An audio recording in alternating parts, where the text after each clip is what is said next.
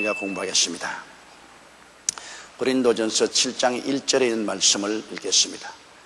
너희의 쓴 말에 대하여는 남자가 여자를 가까이 아니함이 좋으나.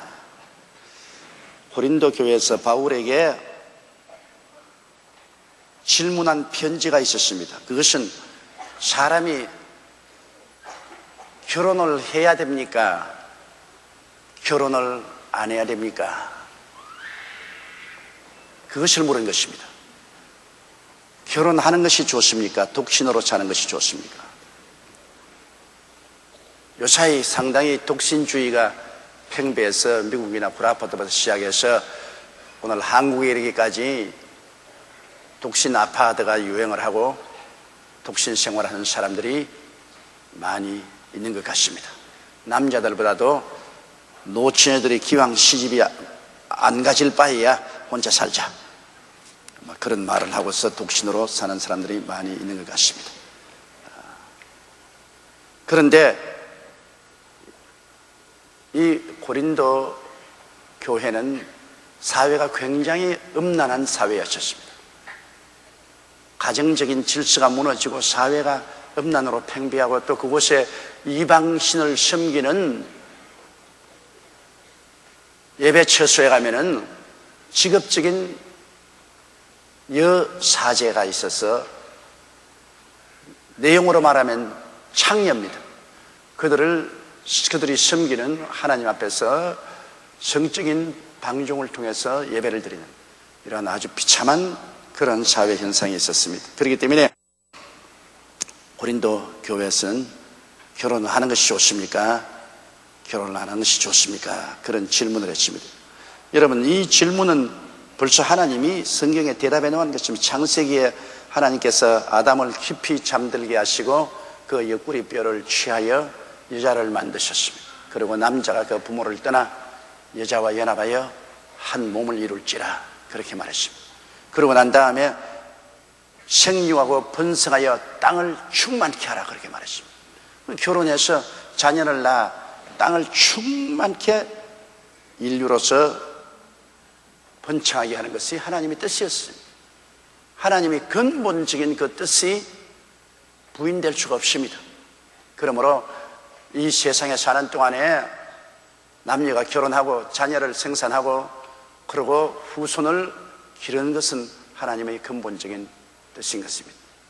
그래서 너희의 쓴 말에 대하여는 남자가 여자를 가까이 아니함이 좋으나, 이것은 바울 선생께서 그렇게 그 시대를 배경에 두고 한 말인 것입니다. 하나님은 남자가 여자와 결혼해서 가정을 이루고 자녀를 생산하여 땅을 충만하게 하라 했는데, 여기 바울 선생이 남자가 여자를 가까이 아니함이 좋으나 하는 것은 그 당시에는 결혼하지 않고 남자들이 여자와 가까이 합니다. 결혼하지 않고 남자와 여자를 가까이 해서 아주 문란한 사회에 있으니까 결혼하지 않고 남녀 간에 서로 어울려서 문란한 삶을 사는 것, 이것을 하지 말라는 것입니다. 그냥 남자가 여자 원한다고 해서 아무나 그냥 길거리에서 취하고 아무나 만나가지고서 동거하고 하는 이러한 일은 안 하는 것이 좋다. 2절요. 음행의 연고로 남자마다 자기 아내를 두고 여자마다 자기 남편을 두라. 사회가 음풍이 가득하고 도덕적으로 문란하기 때문에 그렇게 결혼하지 않고 남녀 간에 서로 눈만 맞으면 그냥 만나서 사는 그러한 사회 풍조를 따르지 않고, 또 그런 풍조에 휩쓸리지 않기 위해서 정상적으로 결혼을 하라는 것입니다. 정상적으로 결혼하라.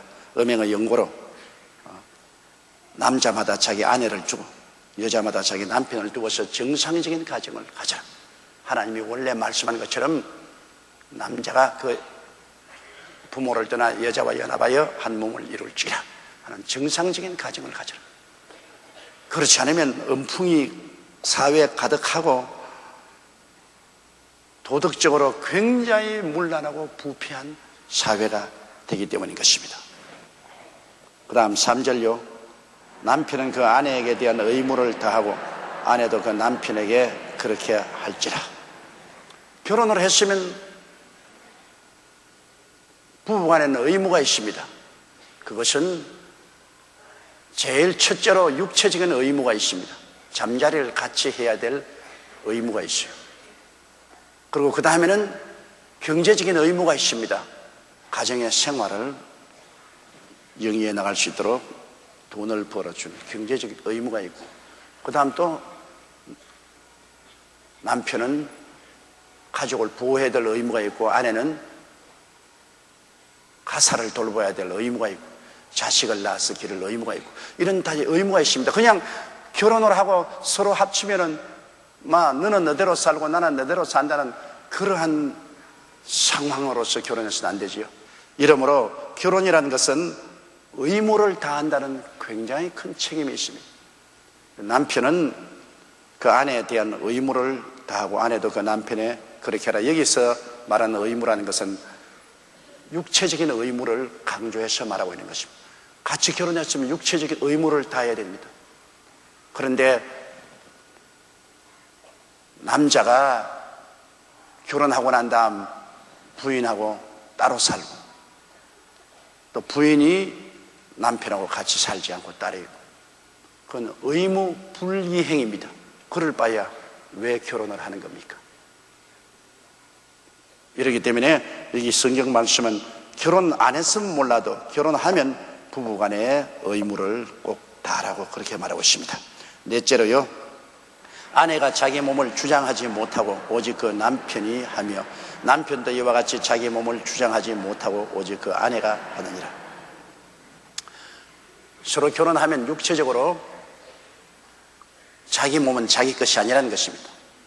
언제나 남편이 아내가 필요할 때면 아내는 남편에게 순응해야 됩니다.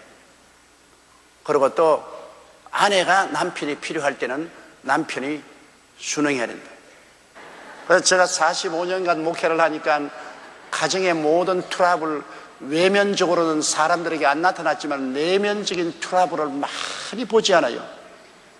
거의 대다수의 가정적인 문제는 부부간 서로 불일치, 의무를 다하지 못하는 그 불일치가 트러블의 밑에 깔려 있어요.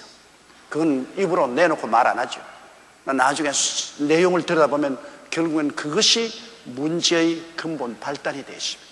그런 문제만 명확히 잘 해결하면 다른 문제들은 쉽게 해결이 되는 것입니다. 그 다음요, 5절요. 서로 분방하지 말라. 다만 기도할 틈을 얻기 위하여 합의상 얼마 동안은 하되 다시 합하라. 이는 너희의 절제 못함을 인하여 사단으로 너희를 시험하지 못하게 함이라. 결혼했으면 분방하지 마라. 방을 따로따로 쓰지 마라. 그건 젊을 때 하는 말이고, 늙으면 분방해도 상관이 없어요. 우리 한국에 보면 나이를 되게 환갑 지나고 나면은 부인은 앉혀 있고 남편은 사랑채에 있어가지고 에헴 하고서 사랑채에 설기침만 고함을 치고 있는데, 서로 육체가 필요할 때까지는 분방을 하면 안 돼요. 이제 나중에는 육체가 필요 없을 때가 와요. 그때는 누가 필요하냐? 등 긁어줄 사람만 필요해요. 등이나 긁어줄. 그러나 한참 젊을 때 분방을 하면 시험에 듭니다. 그렇기 때문에 이 성경이 말한 것은 하나님이 말씀하는, 하나님이 사람을 그렇게 만들어 놓았으니까요, 어찌될 도리가 없죠. 이러므로 하나님께서 말씀하신 대로 부부간에는 언제나 같은 방에 살아야 돼요. 함께 살아야 돼요. 그러나 특별히 분방할 때는 둘이가 서로 인원으로 해서 합의해야 하는 것입니다. 남편 마음대로 나 바쁘니까 당신 먼저 줘, 나는 다른 데 저 방에서 내가 일 좀 하고 내 얹혀가겠다. 그거 안 됩니다. 서로 인원해서 허락을 받고, 허락 안 돼 그러면 못하는 거예요. 그건 뭐 병이 들었을 때는 치료받기 위해서는 그건 별 도리 없이 분방해야 되죠. 그리고 어떠한 특별한 일이 있어가지고서 분방해야 될 때는 그건 어찌할 도리가 없습니다.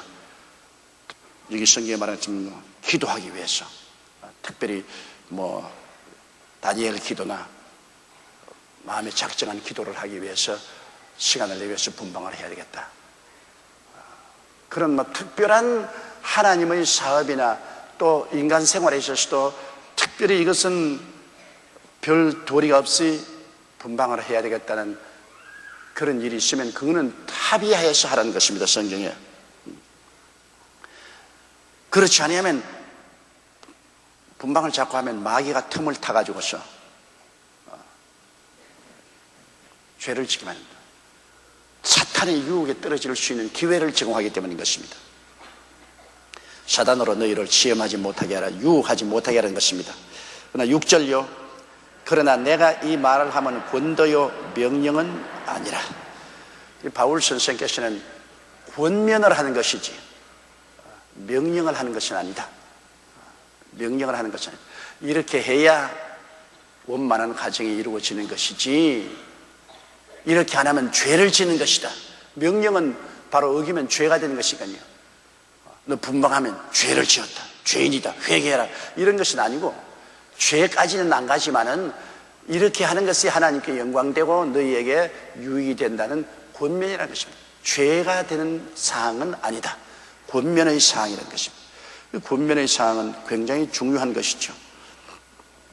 7절요, 나는 모든 사람이 나와 같기를 원하노라. 그러나 각각 하나님께 받은 자기의 은사가 있으니 하나는 이러하고 하나는 저러하니라. 바울 선생은 혼자 살았는데요, 원래 역사적으로 보면은 바울 선생이 결혼했을 것이라는 추정이 많습니다. 바울 선생은 그 유대인 종교 국회인 산헤드린 회원이었는데, 원래 산헤드린 회원은 결혼해야 자격이 있습니다. 결혼하지 않고 혼자 사는 사람은 산헤드린 회원이 되지를 못했어요. 그런데 바울은 산헤드린 회원이었기 때문에 틀림없이 결혼했었어요. 그런데 그럼 왜 혼자 사느냐? 유대인 중에 어느 누구든지 먼저 예수를 믿게 되고 그 부인이나 남편이 같이 예수를 믿지 아니하면 집에서 공식적으로 장례식을 치릅니다. 남편이 예수 믿고 유대교를 떠나면은 다시 돌아오라고 해도 안 돌아오면 죽었다고 인정을 하고 유대교 회당에 보고를 하고 그 유대교 회계에서는 그 사람 장례식을 치릅니다. 죽었단 말이에요. 그러니까 바울 선생이 회개하고 예수를 믿고 난 다음 그 부인이 그것을 용납하지 아니하므로 둘이가 헤어져서 바울이 하나로 싱글로 살게 되었다, 이렇게 말하는 신학자들의 주장이 상당히 무게가 있습니다. 또 그뿐 아니라 바울 선생같이 살면은 결혼하면 안 돼요.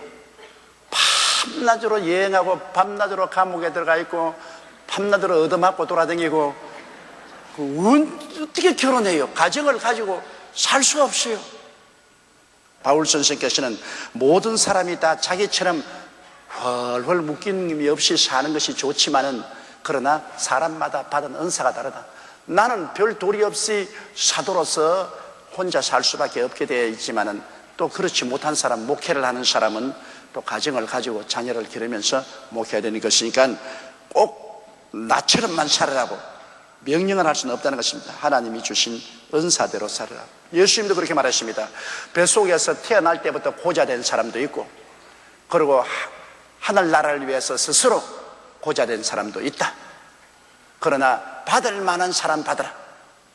강제로는 안 되는 것입니다. 자기 마음에 정말 하나님의 은사가 있어서 헌신할 수 있는 그런 마음이 있는 사람은 그것을 받을 수가 있는 것입니다. 자, 8절요. 내가 혼인하지 아니한 자들과 및 과부들에게 이르노니 나와 같이 그냥 지내는 것이 좋으니라. 나는 이 성경을 가만히 읽을 때 바울 선생이 하나님의 영감으로 물론 기록했지만 하나님의 영감도 개인의 체험을 통해서 나타난 것이기 때문에 바울이 아마 결혼하고 살 때 부인에게 혼이 난 것 같아. 아주 굉장히 무서운 아내하고 결혼을 해서 혼이 난 것 같아. 그래서 혼인하지 아니한 자들이나 과부들에게 이르노니 나와 같이 그냥 지내는 것이 좋다고 그러셨습니다. 혼자 지내는 게 좋다. 그 글자 사이에 말을 안 한 내용을 우리가 읽을 수 있죠. 나도 옛날에 결혼했다 혼이 난 적이 있다. 그러니까 괴롭다. 혼자 사는 게 좋지 않냐. 요사이 여러분, 싱글족들, 혼자 사는 사람들, 그 말 들어보면 혼자 사는 게 그렇게 편하답니다. 아침에 몇 시에 일어나도 누가 간섭하는 사람도 없고, 밤늦게까지 텔레비전 틀어놓아도 끄라고 하는 사람들도 없고, 그러고 뭐 자기 먹고 싶은 대로 먹고, 자기 자고 싶은 대로 자고, 자기 행할 대로 행하니까 얼마나 좋으냐. 그러나 바울 선생은 혼인하지 아니한 자나 과부들에게 이르노니 나와 같이 그냥 지내는 것이 좋다는 것은, 혼인을 하면은 의무와 책임이 따라오고, 그 의무와 책임에 따라서 고통이 다가옵니다. 마음 고통이 심하고 육체적인 고통이 있기 때문에 바울 선생께서는 마음 고통, 육체 고통 하지 말고 마음을 다하고 뜻을 다하고 정성을 다하고 목숨을 다해야 주만 착 섬기고 나갈 수 있는 그러한 자유함이 얼마나 더 좋지 않느냐. 그렇기 때문에 받을 만한 사람은 이러한 삶을 받는 것이 좋다, 그렇게 권면하는 것이지 명령은 아닌 것입니다. 9절요. 만일 절제할 수 없거든 혼인하라. 정욕이 불같이 타는 것보다 혼인하는 것이 나으니라. 대개 남자들은 절제하지 못합니다. 여자들은 수동적이기 때문에 남이 와서 자꾸 유혹을 하지 않은 이상은 절제할 수 있지만, 남자는 능동적이기 때문에 유혹을 하든 안 하든 젊을 때는 절제하지 못합니다. 그래서 많은 젊은 청년들이 여러분의 아들들입니다. 부모에게는 말 못하고 나에게는 신앙 상담을 많이 옵니다. 결혼은 하지 않고 성적인 욕망은 아주 너무나 강하고 그 정신적인 고통이 대단하다. 그 마음의 죄책감이 너무나 심하다. 이러므로 어떻게 해야 되겠느냐. 그 교회도 나오려니까 마음의 죄책감이 돼서 못 나오겠다. 그건 제가 늘 편지하는 것은 아주 정상적인 것이다. 젊을 청소년기에 성적인 욕망이 강렬하지 아니하면 아무 일도 하지 못한다. 왜냐? 이 성적인 욕망을 다른 데로 돌려야 돼요. 운동하는 데 돌리든지 공부하는 데 돌리든지 외부로 돌려서 이것을 다른 데 불로 태압을 해야 돼. 그래서 내가 언제 하는 말은 강렬한 성적 욕망이 있는 사람이 큰 성공을 한다. 성적인 욕망이 강렬하지 않은 남자는 멀렁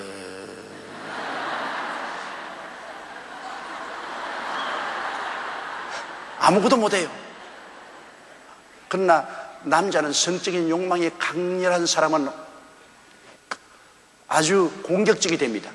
굉장히 공격적이 돼요. 그러면 공부도 아주 무지무지한 열심으로 하게 되고, 운동도 하게 되고, 사업도 열심히 하게 되고, 그 방향을 다른 곳으로 지혜롭게 돌려서 그 에너지를 자기의 목표를 성취하는 데 사용해야지. 그렇지 않고 성적 욕망이 생긴다고 거기에 빠져들어가면 그는 인생을 망칩니다. 그러면 뭐 음란하고 방탕하고 완전히 인생을 침륜에 빠지게 하는 것입니다. 그러니까 이 세상에 남자가 된다는 것은 굉장히 힘이 듭니다, 여러분. 그 어머니들이 그걸 알아야 돼요. 아내들도 그걸 알아야 돼요. 남자라는 것은 강력한 내적인 성적인 충동이 있습니다. 그렇기 때문에 오늘날 남자들이 세계를 정복하고 큰 사업을 일으키고 큰 일을 하는 것은 그만한 내적인 충동의 에너지가 있기 때문인 것입니다. 그 충동의 에너지가 성적인 충동이 근원인 것입니다.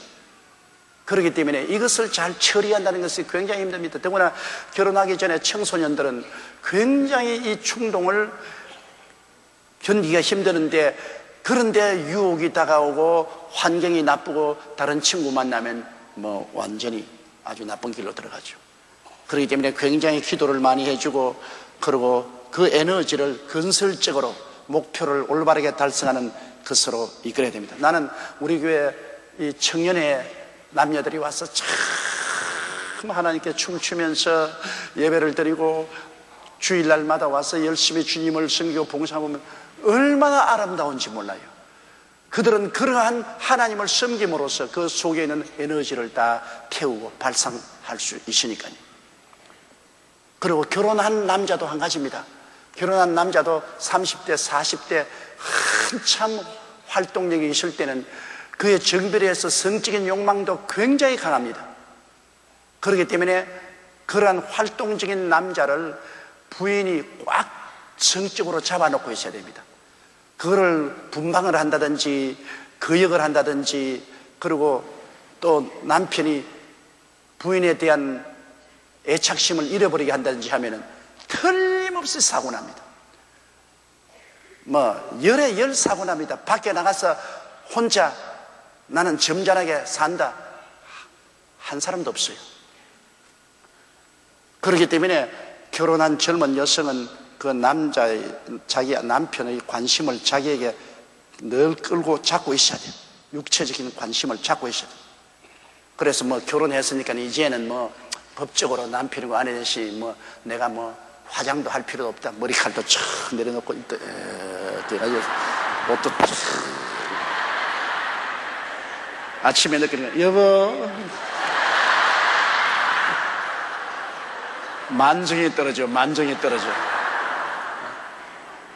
저녁에도 퇴근하면은 낮잠 자고 일어나가 머리는 이렇게 해가지고서 힘은 이렇게 걸리가 이렇게 이제 와요. 도로 나가고 싶다고. 도로 나가고 싶어. 여자는 꽃입니다. 꽃은 아름다워야 돼. 별 돌이 없어. 아름다워야 돼. 아무리 호박꽃도 아름다워야 돼. 할미꽃도 아름다워야 돼. 그러므로 자기의 모든 몸가짐을 언제나 처녀 때부터 시작해서 아주머니가 되고 이제는 졸업할 때까지 언제나 몸가짐을 깨끗이 해야 돼. 여성은 그렇게 해야 돼요. 여성은 언제나 남편을 손하게 잡고 있어야 돼. 결혼해서 법적으로 내 사람이 되었으니까 이제 내버려 둬도 된다. 남자는 집만 떠나가면 총각이라고 오해를 하고 있습니다. 그걸 알아야 돼. 자기 처자가 있음에도 불구하고 집만 떠나면 나는 총각이다. 그런 오해를 가지고 산다. 그러니까 꽉 잡고 있어야 돼. 그러므로 일단 결혼했으면 끝까지 그 매력을 언제나 손에 잡고 있도록 자기의 몸가짐, 마음가짐을 가져야 돼. 그리고 언제나 남편을 만날 때 기분 좋게 명랑하게 해야 돼. 내가 전에도 말했잖아요. 근데 그 설교를 하고 난 다음 그 다음 좋은 편지가 많이 왔어요. 왜냐하면 자기는 남편 올 때 언제나 시큰둥하고 돈도 잘 못 벌고 말이야. 신통질하는데 뭘 내가 반가워해 주긴 해서 늘 더 시큰둥했는데 목사님이 반갑게 웃어라, 명랑하게 웃어라. 그 설교를 듣고 그 다음부터 남편만 따라오면 아유 오시냐고. 상당히 가정의 분위기가 좋아지고 남편이 자기를 대하는 태도가 달라졌다. 그런 편지가 와요. 내 설교를 한 것이 효과가 있은 것 같아. 명랑해야 돼. 명랑. 남편을 보면 언제나 손주 죽은 시어머니처럼 이렇게 하고 있지 말고 명랑이야. 명랑. 아주 깜짝 놀랄 정도로 명랑해야 돼. 명랑한데 왜 안 좋아할 사람 누가 있어요? 웃는 얼굴, 고운 얼굴, 우는 얼굴, 미운 얼굴인데요. 웃는 얼굴을 하고 아주 명랑하게 대해주면 얼마나 기분이 좋아요. 살짝 웃는 연습하면 하세요. 거울 보고 여러분께서 거울을 보시고 매일같이 웃는 연습을 하시라고요. 웃는 연습을. 그것은 얼마나 여러분 자신에게도 유익이 되고 남편에게도 유익이 되는 겁니다. 웃으면 몸에 굉장한 건강을 가져오는 것입니다. 황수관 씨의 신바람 나는 건강법에도 늘 웃으라 하지 않습니까? 웃으면 몸에서 약공장이 발동을 해서 병이 낫고 건강해진다. 그러므로 여러분 항상 웃는 자가 되십시오. 이게 성경 말씀에 있는 것이 만일 절제할 수 없거든 혼인하라. 정욕에 불같이 타는 것보다 혼인하는 것이 나으니라. 바울 선생은 거의 처녀나 과부들이 혼자 사는 것이 좋다 그렇게 말하고 있는데, 이 처녀들은 혼자 살 수 있어요. 처녀들은 왜냐하면 남자를 경험한 적이 없기 때문에 혼자 살 수 있지만, 과부들은 남편하고 살은 것이 경험이 있기 때문에 혼자 사는 것은 힘이 듭니다. 반드시 꼭 육체적인 욕구 때문에 그런 것도 아니고 마음이 외로워지니까. 같이 살 때는 미우나 좋으나 같이 있으니까 마음의 의지가 되고 마음의 위로도 되고 심심하지도 않고 서로 좋았는데 혼자가 되면 굉장히 외로움을 느낍니다. 그런 공백을 느끼기 때문에 마음의 외로움도 굉장히 심합니다. 그리고 또 부부 생활을 늘 했기 때문에 부부 생활에 대한 기억과 추억이 있어서 유혹이 되는 것입니다. 이러므로 이렇게 해서 정신적인 혼란과 고통을 당하는 것보다는 혼인하는 것이 좋다. 그러므로 결혼하지 않은 사람은 경험이 없어서 그렇지 않지만 결혼한 사람은 또다시 옛날 추억 때문에 굉장히 마음의 유혹을 당하거든. 그건 재혼하라. 근데 재혼하기가 쉽지가 않아요. 왜냐하면 제일 처음 여러분 수영을 배울 때 어릴 때는 그냥 물에 뛰어들어가면 확 뛰어들어가서 수영을 배워요. 나이 먹은 사람은 수영을 배우라고 하면 자꾸 물 밑을 들여다봐요. 깊은 것을 보고 겁이 나가지고서 안 뛰어들어가요. 처녀 총각 때는 결혼 생활이 뭔지도 모르고 그냥 뛰어들어가서 결혼하지만은 한번 결혼해서 살아본 사람은 겁이 나니까 이제는 신중하게 생각해야 돼요. 10가지를 다 따지게 돼요. 그러니까 재혼이라는 것이 결코 쉽지가 않습니다. 이러므로 예수 그리스도를 잘 믿고 하나님 앞에서 주님 중심으로 열심히 잘 살 수 있으면 그것이 더 좋다고 바울 선생이 말씀하고 있는 것입니다. 10절요. 혼인한 자들에게 내가 명하노니 명하는 자는 내가 아니요 주시라. 여자는 남편에게서 갈리지 말고 만일 갈릴지라도 그냥 지내든지 다시 그 남편과 화합하든지 하라. 남편도 아내를 버리지 마라. 자, 혼인하기 전에 처녀나 과부들에게 대해서는 상당히 하나님이 관용을 가지고 있지만은 혼인한 자들에게는 내가 명하노니 내 명령이 아니라 이건 하나님 명령이라는 거예요. 바울이 단호하게 말합니다. 여자는 남편에게서 갈리지 말고 좌우간 어떤 일이 있어도 주 안에서 결혼한 사람은 이혼하지 말라는 것입니다. 만일 갈릴지라도 그냥 지내든지 그 남편과 화합하든지 하라. 이것은 주 안에서 결혼한 것을 말하는 것입니다. 예수 그리스도 믿고 하나님의 자녀로서 서로 결혼한 사람은 서로 마음이 맞지 않아서 헤어지고 싶은 생각이 있더라도 허락하지 않습니다. 그리고 갈리지 말고 혹시 불가피해서 갈리거들랑 서로 떠나 있다가도 다시 합쳐라. 갈렸다고 해서 남편은 또 다른 데 장가들고 또 여자는 다른 데 시집 가고 그렇게 하지 말라는 것입니다. 그리고 또 남편도 아내를 버리지 말라. 명령입니다.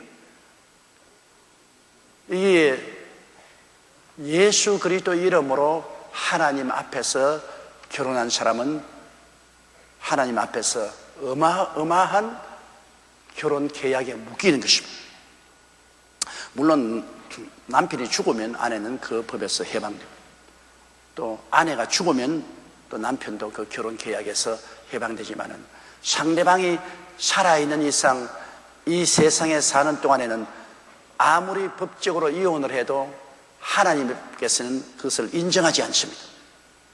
하나님은 인정하지 않습니다. 법적으로 인간 사회에서는 이혼 재판소에 가서 이혼해서 서로 법적으로 헤어져도 하나님은 일단 결혼했으면 하나님 앞에서는 결혼한 사람입니다. 그렇기 때문에 일단 헤어졌으면 다시는 재혼 못하고 상대방이 살아있을 동안에는 따로따로 그냥 살아요. 만일 헤어져가지고 남편이 다른 여자하고 결혼하면 그건 간음한 것이고 여자가 다른 남편하고 살아도 간음하는 것입니다. 남자가 여자를 버리고 다른 데 장가들어도 간음하고 버림받은 여자가 다른 데 시집가도 간음하는 것입니다. 이 결혼에 대한 하나님의 법칙은 대단히 엄합니다. 일단 그리스도 이름으로 결혼했으면 이혼하지 말고 어떠한 고통이 있더라도 같이 살고 그리고 살지 못해서 헤어지거든 헤어지기까지는 좋습니다. 재혼은 못한다. 상대방이 살아있는 이상은 결코 재혼은 하지 못한다. 그대로 있다가 도로 합쳐라. 이것이 하나님께서 주신 명령인 것입니다. 그 다음 12절요. 그 남은 사람들에게 내가 말하노니 이는 주의 명령이 아니라 만일 어떤 형제에게 믿지 아니하는 아내가 있어 남편과 함께 살기를 좋아하거든 저를 버리지 말며. 자, 그 남은 사람들에게 말한다는 것은 그리스도 안에서 결혼 안 한 사람들,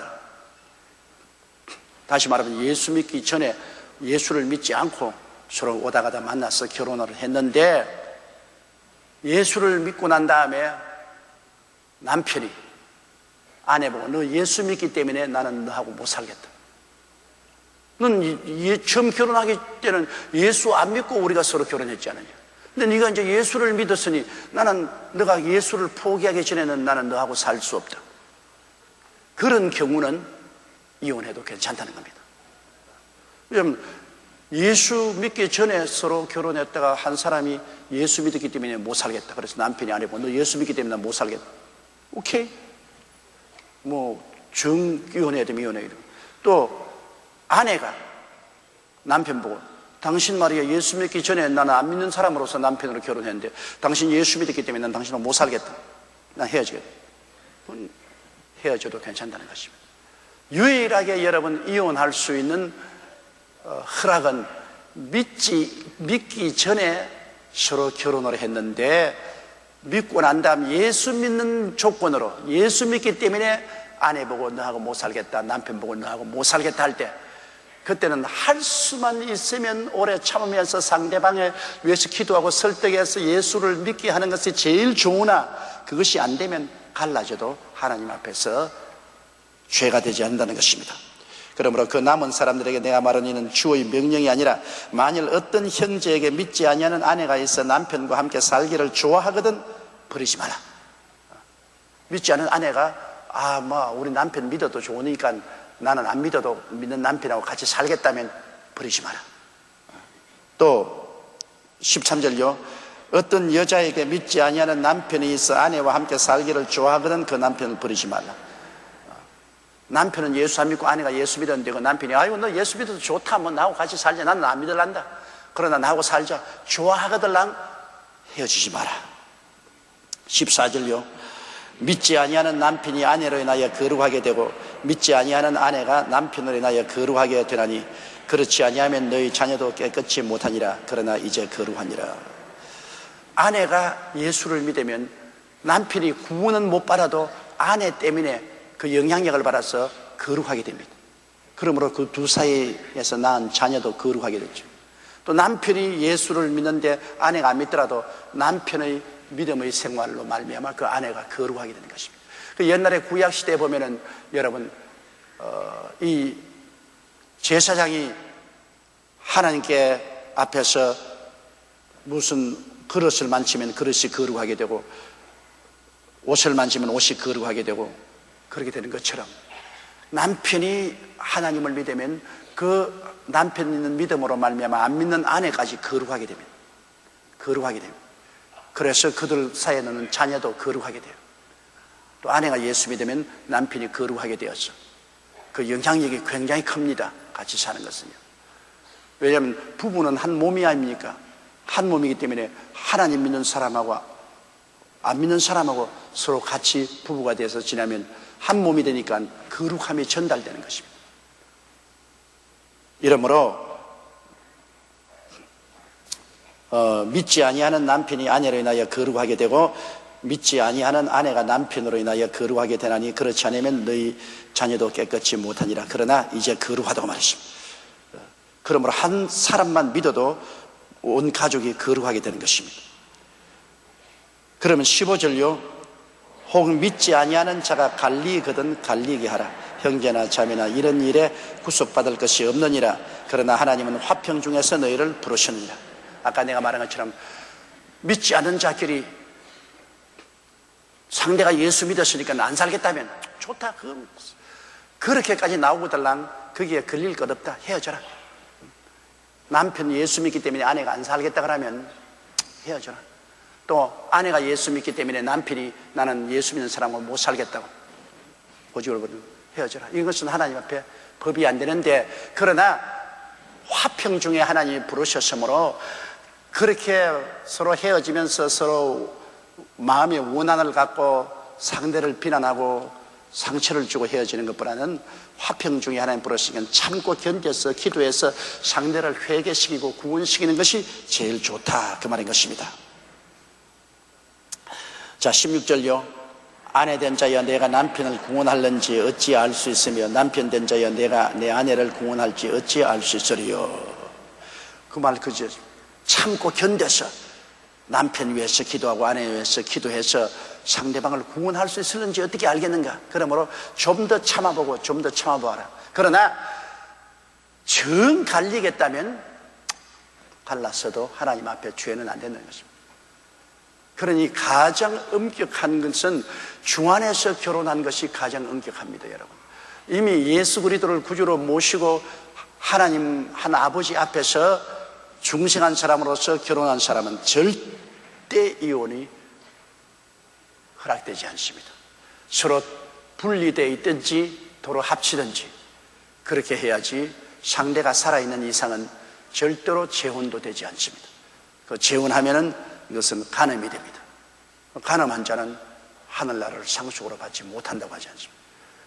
결혼의 윤리와 도덕은 대단히 하나님 앞에서는 이게 엄격한 것입니다. 이러기 때문에 결혼한 사람들은 근본적으로 우리 예수 믿는 사람들은 이혼은 허락되지 않습니다. 그냥 분리해 있든지 도로 합치죠. 그러나 예수 믿기 전에 결혼해서 남편이 예수 믿기 때문에 너하고 못 살겠다면 헤어져도 괜찮다. 아내가 예수 믿기 때문에 당신하고 못 살겠다면 헤어져도 좋다. 그거는 죄가 안 된다는 것입니다. 유일하게 헤어질 수 있는 조건이 바로 그것입니다. 믿지 않은 사람끼리 결혼해서 그 상대방이 예수 믿었다고 해서 못 살겠다고 하면 그거는 헤어져도 괜찮다. 그러나 그것조차도 참고 기도해서 상대방을 구원할 수 있는 기회가 올 수 있을 것이니까 신중하라는 것을 여기에 가르쳐주고 있는 것입니다. 17절요. 오직 주께서 각 사람에게 나눠 주신 대로 하나님이 각 사람을 부르신 그대로 행하라. 내가 모든 교회에서 이와 같이 명하노라. 주께서 각 사람에게 나눠 주신 대로 하나님이 각 사람을 부르신 그대로 행하라. 예수 믿음으로서 부르셨으면 믿음 가운데서 어찌한지 문제를 해결하고, 예수 믿지 않은 데서 부르셨으면 예수 믿지 않은 데서 문제가 생기면 될 수 있으면 서로 참되 안 되면 갈라서라. 다 하나님께서 각 사람에게 삶을 나누어 주신 대로 또 부르신 그대로 행하라는 것입니다. 예수 믿는 부부끼리 불러셨으면 예수 믿는 부부로서의 처음에 결정한 대로 그대로 해야 되고, 안 믿는 사람끼리 살다가 그 중에 한 사람이 부름을 받았었으면 또 그에 따라서 인생을 처리하라. 그 말씀이 것입니다. 오직 주께서 각 사람에게 나눠 주신 대로 하나님이 각 사람을 부르신 그대로 행하라. 내가 모든 교회에서 이와 같이 명하노라. 자, 오늘은 여기까지만 우리가 공부를 하십시다. 이제 여러분 총 결론을 내리는 것은 예수 그리스도를 믿고 결혼을 해서 가정을 가지고 사는 것은 하나님의 근원적인 뜻인데, 아담과 하와가 타락한 이후로부터 악이 들어와서, 그래서 이 악이 남편에게도 아내에게도 사회에도 국가도 세계도 악이 편만합니다. 그래서 우리가 구원을 받고 나도 원수 마귀가 이 악한 행실을 끊임없이 가지고 오기 때문에 여러분 모든 삶에는 완전한 평안이란 없습니다. 끝없는 영적 전쟁입니다. 한 가정을 행복하게 하는 것도 행복하게 하면 할수록 하나님 나라에 보탬이 되니까 마귀가 들어와서 어찌한지 부부간에 서로 갈라 놀라갑니다. 어찌한지 예수 믿는 가정을 파괴시키려고 합니다. 예수 믿는 자녀들을 유혹하려고 합니다. 이러므로 우리의 삶 속에는 끊임없는 영적인 전쟁이기 때문에 언제나 큰 고통이 다가올 수 있는 가능성이 있습니다. 이러므로 여러분 가정을 가진 사람은 열심히 주 안에서 기도하고, 그리고 마귀를 대적하고 주님 안에서 굳세게 믿음, 소망, 사랑으로 서로 애를 써야 되고, 남편은 아내를 보호해야 되고 아내는 남편을 또 지켜야 되고, 두 사람이 연합해서 기도해서 유혹에 들어가지 않도록 언제나 만반의 태도를 해야 되는 것입니다. 마귀가 없으면 괜찮지만 마귀가 살아서 있는 이상은 우는 사자같이 두루다니며 삼킬 자를 찾고 있습니다. 영적 전쟁입니다. 더구나 가정은 하나의 영적 전쟁터인 것입니다. 그냥 가정이라고 해서 내가 무사태평하게 있으면 모든 것이 될 줄 알지만 그렇지 않습니다. 언제나 전쟁입니다. 부부간에 싸움을 붙이고 불일치를 가져오고 파괴하시려고 하는 이런 전쟁 상태이기 때문에 여러분 그것을 아시고 마음에 긴장을 놓으시면 안 됩니다. 언제나 많이 기도하고 예수 그리스도 안에 굳세게 서서 믿음, 소망, 사랑으로 여러분 개인과 가정을 지키는 여러분이 되도록 노력해야 될 것입니다.